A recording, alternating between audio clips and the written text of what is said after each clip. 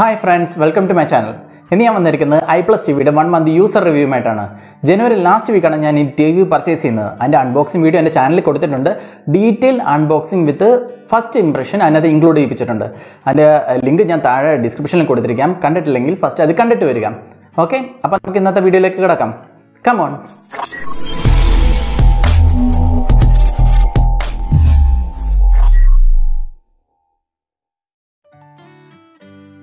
ആദ്യമേ തന്നെ പറയട്ടെ, ഇതൊരു പെയ്ഡ് റിവ്യൂ അല്ല. ഞാൻ എൻ്റെ പേഴ്സണൽ ആവശ്യത്തിന് എടുത്ത ഒരു ടി വി ആണിത്. പ്രൈസും പർച്ചേസ് ഡീറ്റെയിൽസും എൻ്റെ അൺബോക്സിംഗ് വീഡിയോയിൽ ഉൾപ്പെടുത്തിയിട്ടുണ്ട്. കഴിഞ്ഞ ഒരു മാസമായി ഞാൻ ഈ ടി വി യൂസ് ചെയ്യുന്നു. ഞാൻ എൻ്റെ സ്വന്തം അനുഭവത്തിന്റെ വെളിച്ചത്തിൽ പറയുന്ന റിവ്യൂ ആണ്. എന്നെ ഈ ടി വിയിലേക്ക് എത്തിച്ചത് ഹലോ കിച്ചി എന്നൊരു യൂട്യൂബ് ചാനലിലെ വീഡിയോസ് ആണ്. പിന്നെ ഒരു കാര്യം, ആ വീഡിയോയിൽ തള്ളിമറിച്ചിരിക്കുന്ന പോലെ ഒന്നുമല്ല കാര്യങ്ങൾ. ഇതൊരു ബിലോ ആവറേജ് ബഡ്ജറ്റ് ഫ്രണ്ട്ലി ആയിട്ടുള്ള ടി വി ആണ്. അത് നമുക്ക് പതിയെ മനസ്സിലാവും. ആദ്യം നമുക്ക് പിക്ചർ ക്വാളിറ്റി നോക്കാം. പിക്ചർ ക്വാളിറ്റിയുടെ കാര്യം പറയുകയാണെങ്കിൽ ഒരു രക്ഷയുമില്ല.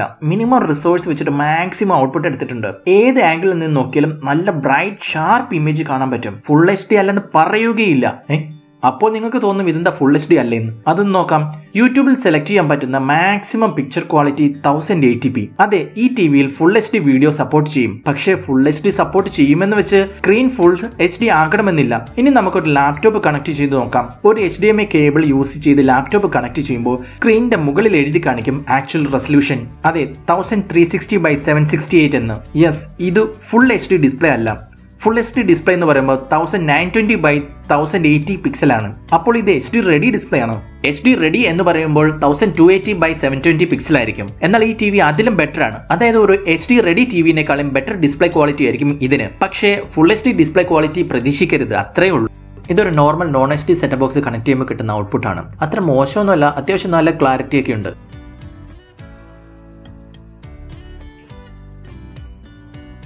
ഇനി സൗണ്ട് ക്വാളിറ്റി ഒന്ന് നോക്കാം.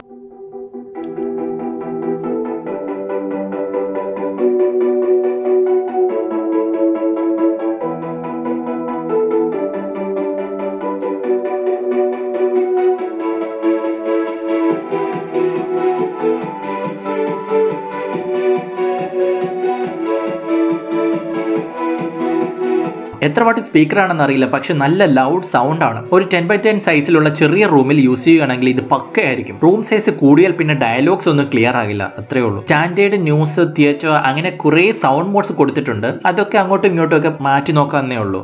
ഇതൊക്കെ ടിവിയിൽ ബൈ ഡിഫോൾട്ട് ഉള്ള ഷോർട്ട് കട്ട്സ് ആണ്. അതായത് ആ ആപ്ലിക്കേഷൻസ് ഒന്നും ഇൻസ്റ്റാൾഡ് ഫോമിലല്ല, നമ്മൾ ഡൗൺലോഡ് ചെയ്ത് ഇൻസ്റ്റാൾ ചെയ്ത് സബ്സ്ക്രൈബ് ചെയ്ത് യൂസ് ചെയ്യുകയാണെങ്കിൽ അതിനകത്തുള്ള മ്യൂസിക്കും വീഡിയോസും ഒക്കെ നമുക്ക് വ്യൂ ചെയ്യാൻ പറ്റും. ആപ്ലിക്കേഷൻ സപ്പോർട്ട് വളരെ കുറവാണ്. ഞാൻ ഒരുപാട് ആപ്ലിക്കേഷൻസ് ഇതിനകത്ത് ഇൻസ്റ്റാൾ ചെയ്യാൻ നോക്കി. ഒട്ടുമിക്ക ആപ്ലിക്കേഷൻസും ഇതിനകത്ത് സപ്പോർട്ടിംഗ് അല്ല. മ്യൂസിക് പ്ലെയർ, VLC പ്ലെയർ, അതുപോലെ ഒരുപാട് ആപ്ലിക്കേഷൻസ് ഞാൻ ചെക്ക് ചെയ്ത് നോക്കി. VLC പ്ലെയർ ഒക്കെ യൂഷ്വലി ആൻഡ്രോയിഡ് ടിവികളിലെല്ലാം വർക്ക് ചെയ്യുന്നതാണ്. പക്ഷേ ഈ ടിവിക്കകത്ത് ഇൻസ്റ്റാൾ ചെയ്ത് നോക്കാൻ നേരത്തിന് അത് അവൈലബിലിറ്റി കാണിക്കുന്നില്ല. ഞാൻ ഡയറക്റ്റ് APK ഡൗൺലോഡ് ചെയ്ത് ഇതിനകത്ത് ഇൻസ്റ്റാൾ ചെയ്യാൻ നോക്കി, പക്ഷേ അതും സപ്പോർട്ടിംഗ് അല്ല. ഫയൽ ഷെയറിംഗിന് വേണ്ടിയിട്ടുള്ള ഒരുപാട് ആപ്ലിക്കേഷൻസ് ഞാൻ ട്രൈ ചെയ്ത് നോക്കി. അതായത് ഫോണിൽ നിന്ന് ഡയറക്റ്റ് മീഡിയാസ് ടിവിയിലേക്ക് സെൻഡ് ചെയ്ത് കൊടുക്കാനുള്ള ആ സോഫ്റ്റ്വെയർ സപ്പോർട്ടും കുറവാണ്. ലാപ്ടോപ്പിൽ നിന്ന് പെൻഡ്രൈവ് യൂസ് ചെയ്ത് ഫയൽസിനെ കോപ്പി ചെയ്യുന്ന മെത്തേഡാണ് ഞാനിപ്പോൾ യൂസ് ചെയ്തുകൊണ്ടിരിക്കുന്നത്. ഒരു ഇൻബിൽഡ് ഫയൽ എക്സ്പ്ലോറർ ആണ് ഈ കൊടുത്തിരിക്കുന്നത്.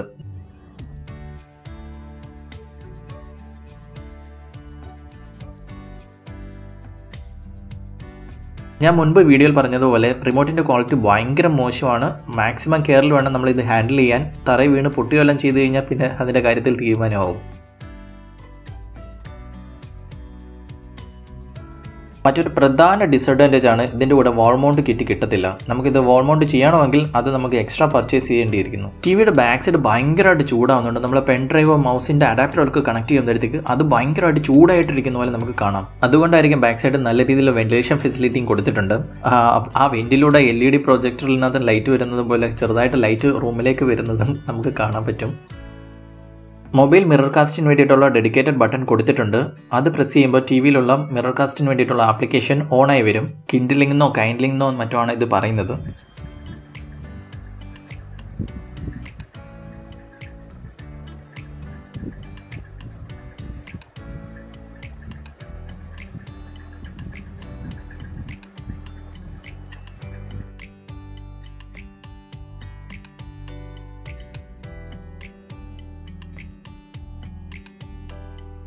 മിറർ കാസ്റ്റിന് വേണ്ടിയിട്ടുള്ള ഫോണിലെ ഓപ്ഷൻസ് ഓരോ കമ്പനിയിലും ഡിഫറൻ്റ് ആയിരിക്കും. സാംസങ്ങിലെ പോലെ ആയിരിക്കത്തില്ല MIയിലും റിയൽമിയിലും ഒക്കെ. സ്ക്രീൻ കാസ്റ്റിലുള്ള സെർച്ച് ഡിസ്പ്ലേ ഡിവൈസസ് സെർച്ച് ചെയ്യുമ്പോൾ നമ്മളെ ടി വിയുടെ നെയിം അതിനകത്ത് ലിസ്റ്റ് ചെയ്ത് വരും.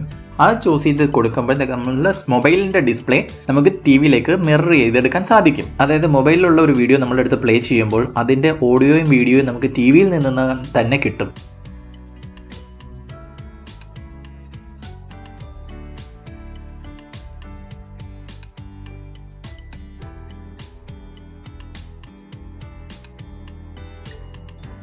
ഈ കാണുന്ന റിമോട്ട് എന്ന് പറഞ്ഞ ആപ്ലിക്കേഷൻ യൂസ് ചെയ്ത് കഴിഞ്ഞാൽ നമുക്ക് നമ്മുടെ മൊബൈൽ റിമോട്ട് പോലെ നമുക്ക് യൂസ് ചെയ്യാൻ സാധിക്കും. പക്ഷേ അതിന് വേണ്ടിയിട്ട് ഒരു ആപ്ലിക്കേഷൻ നമ്മുടെ ഫോണിലും ഇൻസ്റ്റാൾ ചെയ്യേണ്ടിയിരിക്കുന്നു. പക്ഷേ ഒരു പ്രോബ്ലം എന്ന് പറഞ്ഞാൽ ആ ആപ്ലിക്കേഷൻ പ്ലേ സ്റ്റോറിൽ അവൈലബിൾ അല്ല. നമ്മൾ ഏതോ ഒരു ചൈനീസ് വെബ്സൈറ്റിനകത്ത് ഡൗൺലോഡ് ചെയ്ത് ഇൻസ്റ്റാൾ ചെയ്തെങ്കിൽ മാത്രമേ നമുക്ക് ആ ഫോണിനെ നമുക്ക് റിമോട്ടായിട്ട് യൂസ് ചെയ്യാൻ പറ്റത്തുള്ളൂ. അതത്ര സേഫ് ഒന്നുമല്ല. അതുകൊണ്ട് തന്നെ ഞാൻ അത് ട്രൈ ചെയ്ത് നോക്കിയൊന്നുമില്ല.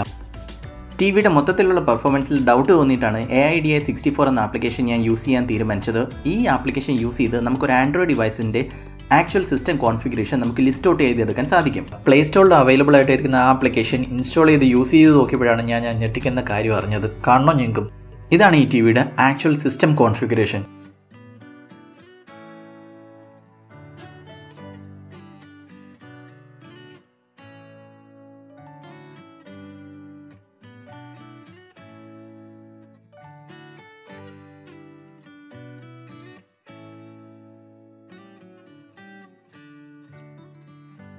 Android version 9.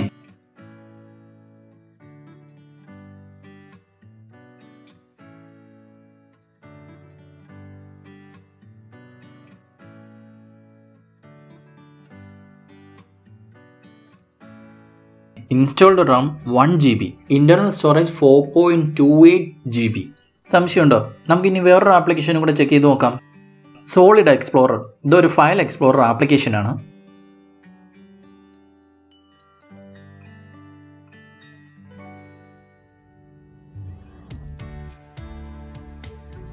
ഇതിൽ ഇന്റർണൽ മെമ്മറി കാണിച്ചിരിക്കുന്നത് കണ്ടോ? 4.19 GB, 12% യൂസ്ഡ്.